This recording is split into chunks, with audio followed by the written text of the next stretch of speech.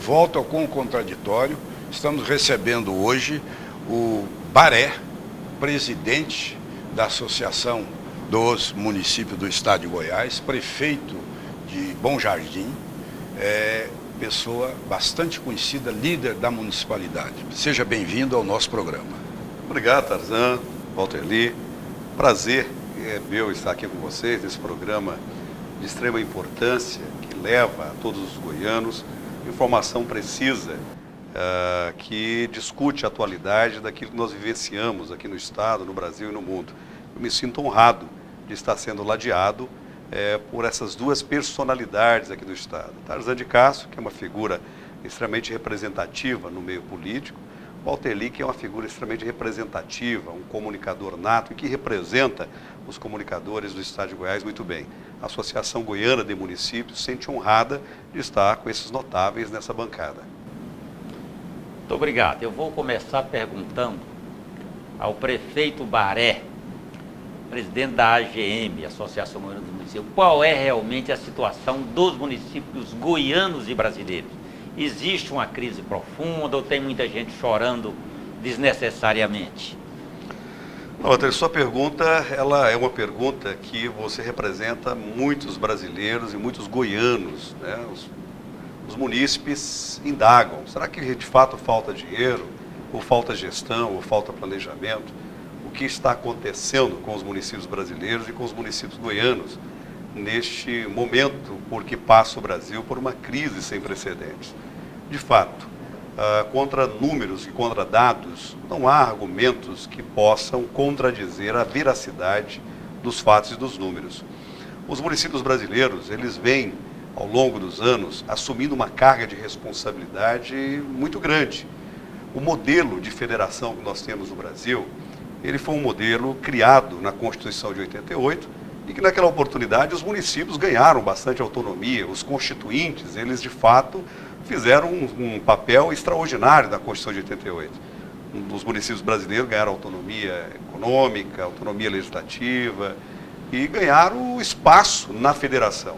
Aliás, somos o único país que reconhece o município como ente da federação.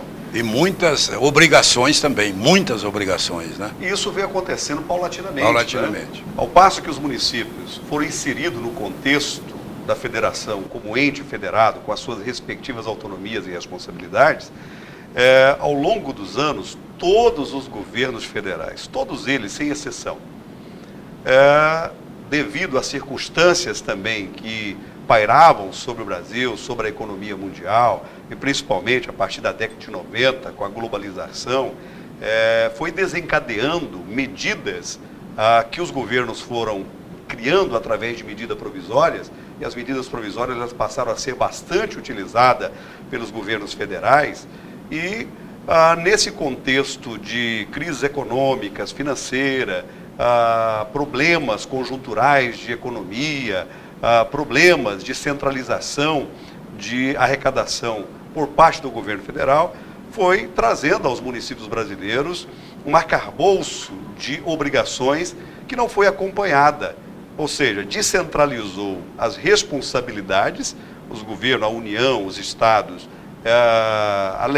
legaram aos municípios essas obrigações, mas não acompanharam com a mesma vertente ou com a mesma medida os recursos que custeiam essas obrigações. Por exemplo, pode especificar na área da educação, da saúde, indiretamente até da segurança, na área chamada estrutural dos municípios, do transporte, infraestrutura, enfim, tudo isso foi pouco a pouco sendo transferido para os municípios. Exatamente. A educação, por exemplo, o ensino básico, ele foi transferido totalmente para os gestores municipais.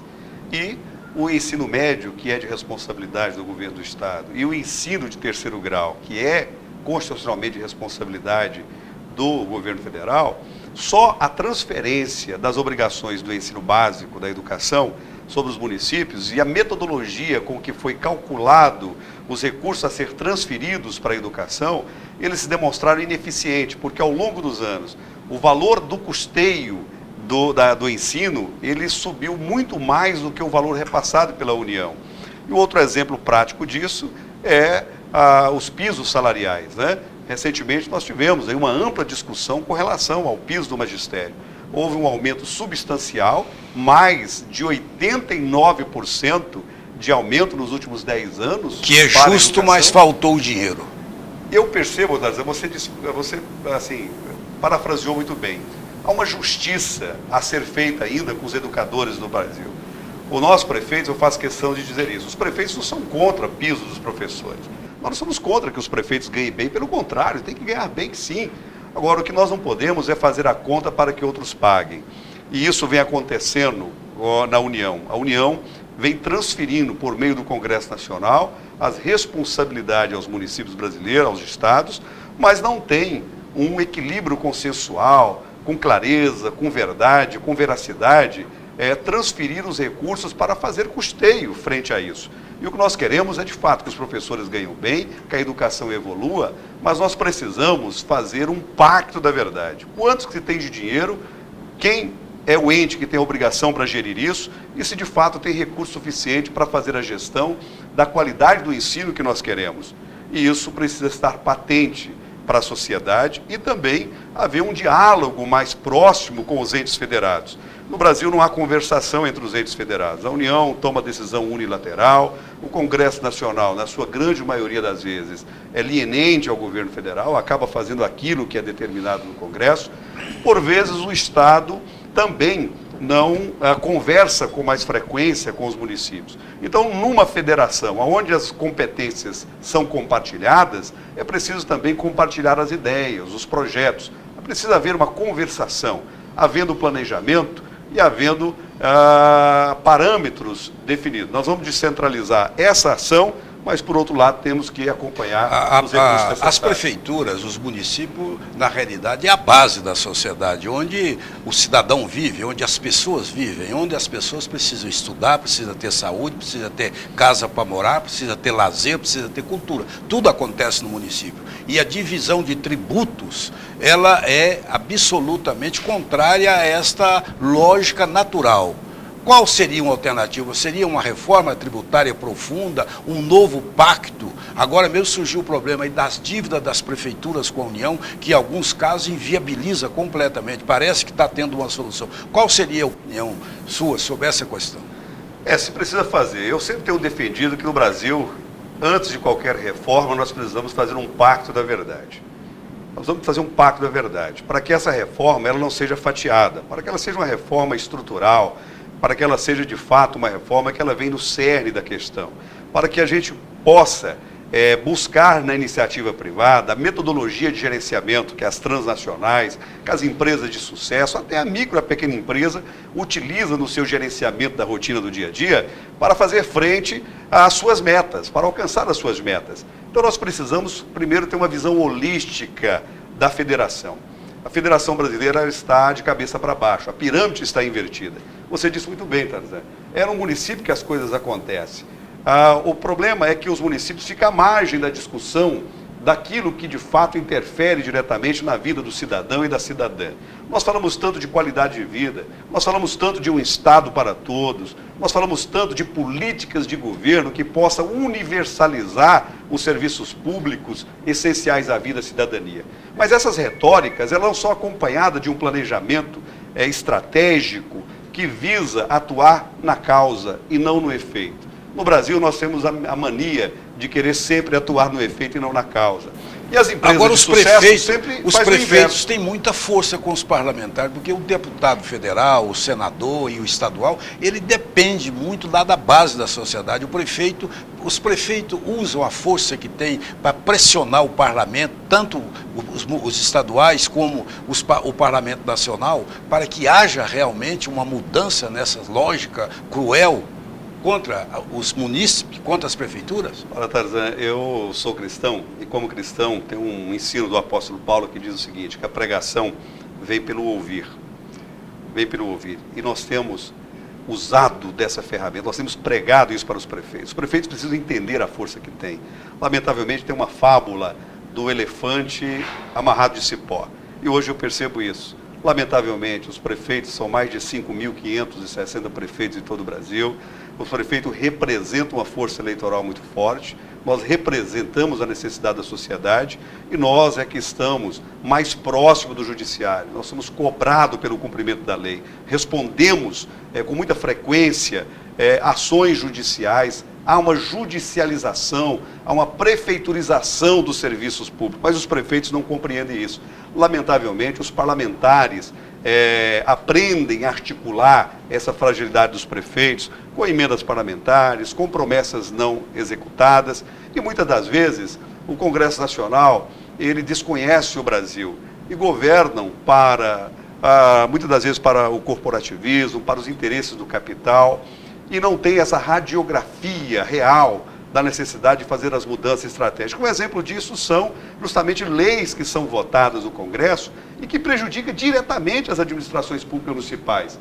Nós estamos batalhando para que até o final do mês de julho seja votado a PEC 172, que é um projeto de emenda constitucional do deputado federal Mendonça Filho, líder do Democrata, onde colocará um fim nesta farra de fazer conta para os outros pagarem. Quer dizer, o Congresso Nacional, o governo federal, não pode fazer despesas para outro ente da federação assumir sem indicar a fonte de despesa. Isso é um flagrante desrespeito à própria Constituição Federal e um desrespeito ao ente da federação. E os prefeitos precisam entender isso, que nós não queremos ficar peregrinando atrás de emenda. Nós queremos autonomia financeira para gerir, para gerenciar. Até para ter dignidade, até para ter dignidade. Até para que a sociedade possa nos respeitar. Porque o prefeito fica mendigando e com chamar pires na mão, ou para o deputado, ou para o ministro, para quem quer. Ele tem que ter autonomia, ele tem que ter a base financeira mínima para ele administrar. E Brasília tem que ser consequência, o Estado, ele tem que dispor disso, não é isso? Exatamente, é fazer um compartilhamento dos recursos que não são poucos, que o governo federal tem uma eficiência enorme de arrecadação. Os governos estaduais, por sua vez, também têm um poder arrecadatório grande. Por outro lado, os municípios não têm a mesma força de arrecadação, até porque os tributos que foram designados no compartilhamento de arrecadação na Constituição de 88, basicamente foram impostos, foram o ISS, foram o IPTU, o ITR, que é uma arrecadação de obrigação da Receita Federal, mas todavia os municípios acabam assumindo isso através de um convênio firmado. Então, basicamente, são esses impostos que ficam ali na base, que eles não representam grande coisa no Tesouro Municipal para fazer frente às grandes demandas. Então, precisa haver essa dignidade.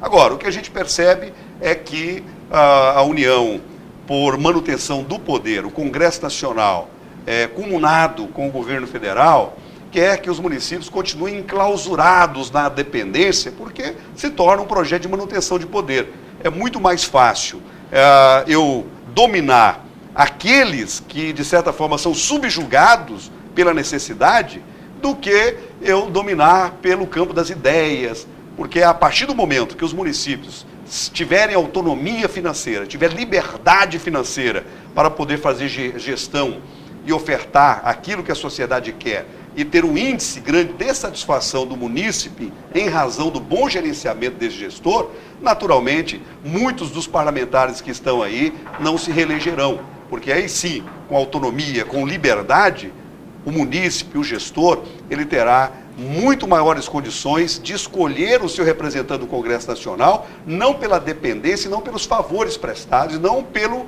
o pouco de farinha que colocou no pires, mas sim pela qualidade desse parlamentar, no campo das ideias, na atuação, na sua capacidade, de fato, de respeitar o ente federado e cumprir o seu papel como representante daquele Estado. Baré, eu gostaria de voltar um pouquinho sobre a questão do salário dos professores e das professoras do Brasil e no caso do Estado de Goiás. Eu quero perguntar qual o percentual de municípios goianos que está conseguindo pagar pelo menos o piso salarial, porque o piso é o mínimo. Nada impede que o município, podendo, pague mais e o professor merece. Olha, hoje seguramente eu te respondo com muita tranquilidade que mais de 86% dos municípios goianos pagam o piso. Alguns municípios, em decorrência inclusive da queda de receita, por alguma perca de participação em royalties, ou pelo acúmulo de responsabilidade advinda de outras vertentes da administração, às vezes estão enfrentando dificuldade de pagar o piso. Por quais razões? Porque o Fundeb, 100% dele já não é possível mais pagar a folha de pagamentos dos professores. Agora eu te digo que isso, mais de 96% dos municípios já não tem o Fundeb como fonte de financiar a parte administrativa. Porque o Fundeb, em tese, no mínimo 60% é para pagar os professores, 40% para o custeio da escola, materiais didáticos, pedagógico, energia, etc., cumprir todas as outras despesas. E por que isso não está acontecendo? A metodologia que é estabelecida para o Fundef, aliás, para o Fundeb hoje, antes do Fundef, está errada. Ou seja, hoje a União, ela complementa apenas 10% desse fundo. O estado de Goiás, a exemplo de outros estados, ajuda a financiar a educação em outros 10 estados da federação, que é tido estados com menos IDH, com menos receitas correntes. Então, hoje, os municípios goianos, a sua grande totalidade, gastam mais de 100% do recurso do Fundeb somente com o pagamento da folha de professores. E tem que usar de muita criatividade, de muito planejamento para poder gerir essa escola e cumprir as outras necessidades. O grande problema do piso salarial é justamente o chamado limite prudencial da folha de pagamento, que hoje a saúde e a educação são os principais setores da administração que consomem esse limite prudencial. Quais são? Os 54% da receita corrente líquida do município não pode ser ultrapassado com folha de pagamento. E aí, muitas das vezes, você tem recursos ali afins, mas você não pode aumentar aquela despesa. Ou seja, se você aumenta o salário de determinado servidor público, de determinada categoria, e não faz isso com os outros da categoria, primeiro você está descumprindo o princípio da isonomia. E depois você está deixando efetivamente de observar os direitos igualitários de toda essa classe. Tarzan. Bom, prefeito, só para concluir esse aspecto, fale um pouco sobre a capacidade das prefeituras de enfrentar o problema da saúde. Rápido, porque depois vamos falar do tema político. Olha, saúde e educação são os dois principais gastos. Ao longo dos últimos 10 anos, os municípios brasileiros os que mais investem em saúde no Brasil. Não é o Estado, não é a União. É os municípios que mais investem em saúde no Brasil. A Constituição diz que no mínimo 15% da receita tem que ser investido na saúde. Falo com segurança que nenhum município hoje investe menos de 23% da sua receita corrente em saúde no Brasil. Os municípios têm um limitador, que é no mínimo 15%, os estados no mínimo 12%. Já a União não.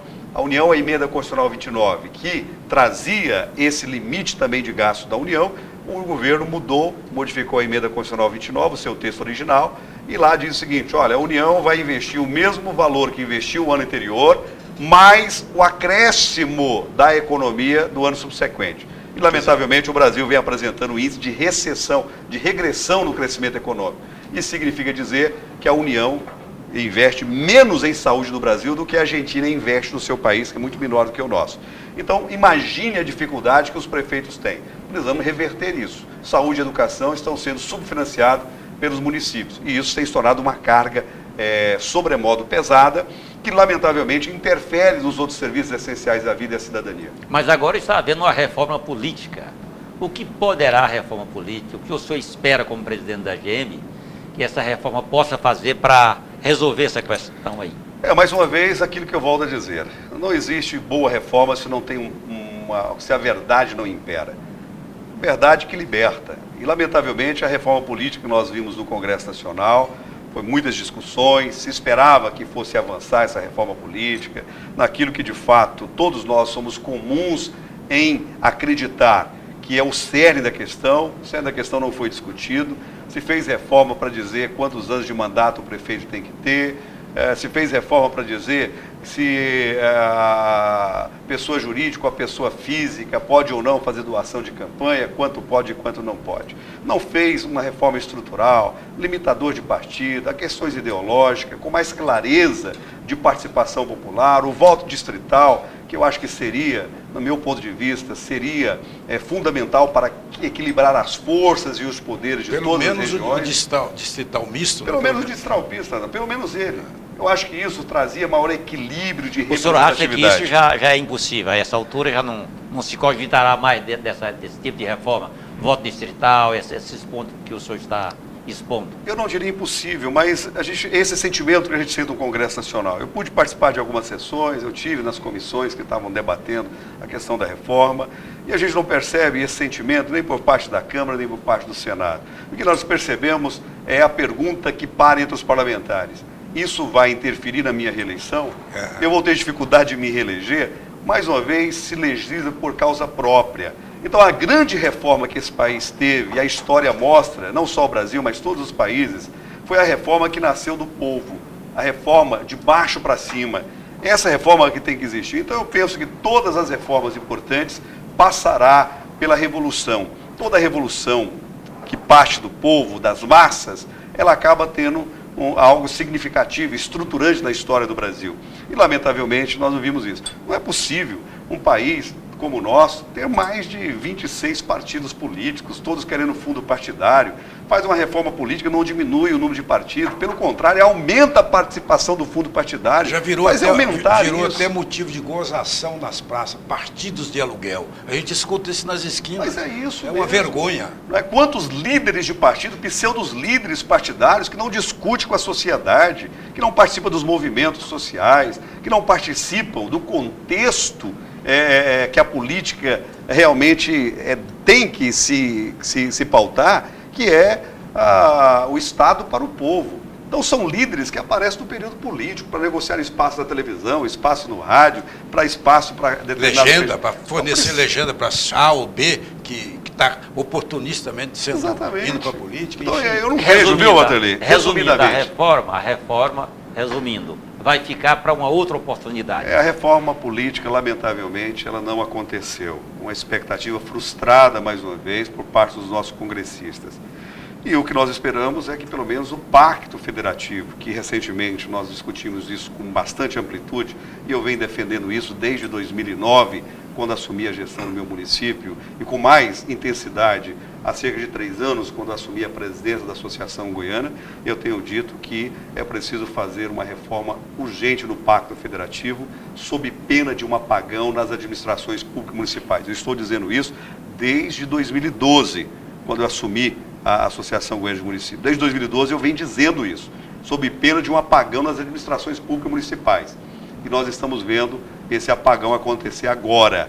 E se essa reforma não for feita, pelo que parece, essa reforma vai ser feita, não com a amplitude que nós desejávamos, mas nós não podemos deixar de reconhecer que houve um avanço significativo. Percebemos uma certa autonomia do Congresso Nacional, tanto do Senado quanto da Câmara. Nós percebemos a fragilidade do governo federal. E outro dado que nós podemos recorrer à história, que sempre que o governo se fragiliza, é que essas reformas avançam. Perfeito. Eu acho que o momento é oportuno para isso. O ano que vem tem eleições municipais, eleições para prefeito, vereadores, que é a base da sociedade. O que é que os prefeitos, os candidatos à reeleição, ou não, vereadores, o que é que eles terão de dizer de novo para a população? Que esperança eles vão trazer? Eu tenho feito a reflexão, os prefeitos têm sido o patinho feio dessa história. Nós não demos causa à crise, não demos causa à dificuldade econômica, mas é nós que pagamos a conta. A conta vem com maior intensidade para os prefeitos pagarem. É na prefeitura que é a caixa de ressonância. E, lamentavelmente, nas últimas eleições, aqui em Goiás, 62% dos prefeitos não conseguiram se reeleger. E eu temo que agora, nessas eleições, esse número vai se elevar. O prefeito vai pagar a conta. Vai pagar a conta porque piorou o serviço público, vai pagar a conta porque houve uma ineficiência de gestão, porque sem recurso suficiente, não há mágica. Alguns prefeitos que ainda com a sua credibilidade, com a sua criatividade, consegue fazer parcerias públicas privadas, com segmentos organizados, classistas, reinventam a administração pública, buscando subsidiar essa deficiência em outros setores, esses prefeitos ainda, gozando dessa credibilidade, poderão se reeleger. Mas o que dizer para a sociedade? Dizer que não fomos nós que demos causa a essa crise. Todavia, nós estamos pagando a conta. E dizer que nós fazemos o dever de casa. E esse dever de casa custa caro do ponto de vista político. Quais são esses deveres? Muitas vezes, enxugamento da administração, demitir um pai de família, diminuir o salário que já é pouco nos municípios, em via de regra. Se você observar o que ganha um servidor público municipal, o que ganha um servidor público estadual, o que ganha um servidor público da União, nós vamos ver que o servidor público é o que mais trabalha, é o que menos ganha. E, todavia, o prefeito tem que ir lá cortar a gratificação para adequar a receita à corrente líquida para não ultrapassar o limite prudencial, para não ter suas contas do tribunal rejeitadas ou responder ad eterno ações de probidade administrativa. O que vamos dizer para a sociedade é que, infelizmente, esse modelo de federação é hoje uma guilhotina de decapitar prefeitos. Se não mudar isso, daqui a pouco nós não teremos pessoas do bem se candidatando a prefeitos dos municípios. Isso vai piorando as gestões públicas, isso vai trazendo prejuízos enormes para a sociedade. Precisamos de um pacto da verdade e a sociedade precisa entender isso. O meu grande apelo para você, meu caro ouvinte que está nos ouvindo hoje, meu grande apelo é o seguinte: você precisa se interessar por política, porque o castigo para quem não participa da política é que vai ser governado pelos que participam. Então, a partir do momento que você tiver consciência de como funciona o arcabouço complexo do gerenciamento federativo do Brasil, quando você tiver essa consciência, você vai ser um formador de opinião. E quando você for um formador de opinião, você não vai ser vento de doutrina. E você vai ter a dignidade de não vender o seu voto, porque você vai compreender que os ganhos que você terá posterior às eleições são muito maiores do que no período eleitoral. Como dizia Goethe, o pior analfabeto é o analfabeto político. Quem diz que não interessa por política, infelizmente, está sentenciado a sofrer as causas dessa ignorância.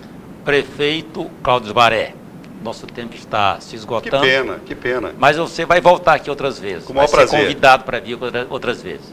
Pode despedir-se dos nossos telespectadores e fazer suas considerações finais. Eu quero agradecer o espaço aqui da TV Metrópole, programa Contraditório, dizer que para mim é uma honra estar participando, debatendo deste que é um assunto relevante. Oxalá que vários outros programas de televisão abrissem espaço para essa discussão. Volto a repetir, a comunicação, a imprensa tem um papel importante, ela não pode furtar da sua responsabilidade de trazer informação à sociedade. A imprensa também, ela é responsável pelas reformas que nós queremos. E você que é da imprensa, você que abre esse espaço, com certeza você está trazendo um benefício imensurável para o Brasil. A Associação Goiana de Municípios se sente honrada de estar aqui. Eu, na condição de prefeito da cidade mais solidária do Brasil, que é Bom Jardim de Goiás, eu estou extremamente honrado de encontrar aqui pessoas que eu sempre admirei, sempre admiro, pela sua história, Obrigado. Pela sua função, de me conceder a honraria de estar aqui nesse programa. Muito obrigado, conte sempre conosco. Prefeito, o programa Contraditório também se sente muito honrado com a sua presença.